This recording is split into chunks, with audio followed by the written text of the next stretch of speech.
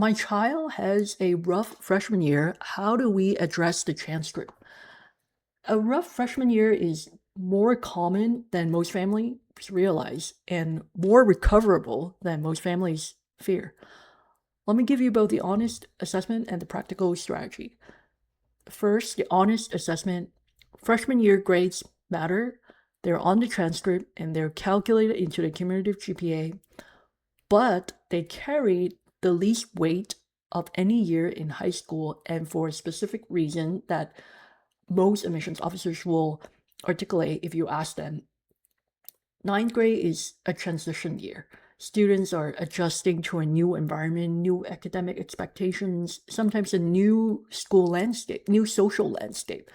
So a difficult freshman year followed by a strong sophomore and junior year is a story of adaptation and growth. Admissions officers understand that arc because they've read it thousands of times. What they're looking for after a rough freshman year is trajectory.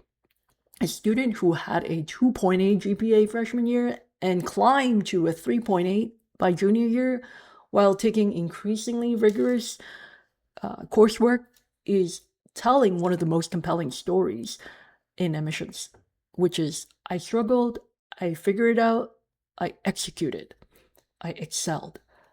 That story of earned improvement can actually be more memorable than a student who coasted to a 4.0 without ever hitting a wall. So the practical strategy for this has three components. One, the grades have to recover and keep recovering. There's no narrative strategy that compensates for continued underperformance. So the transcript has to show the upward arc or nothing else works.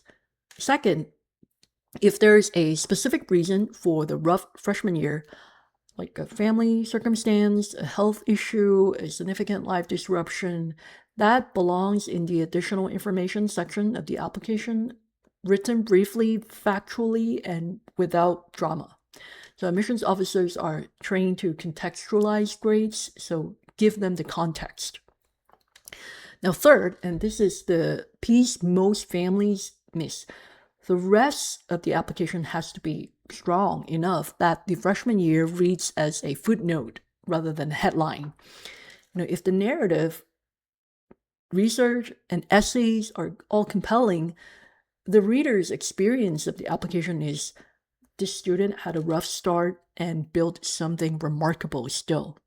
The rough start becomes part of the story rather than the definition of it. So the rough freshman year only stays a liability if the student and family treat it like one.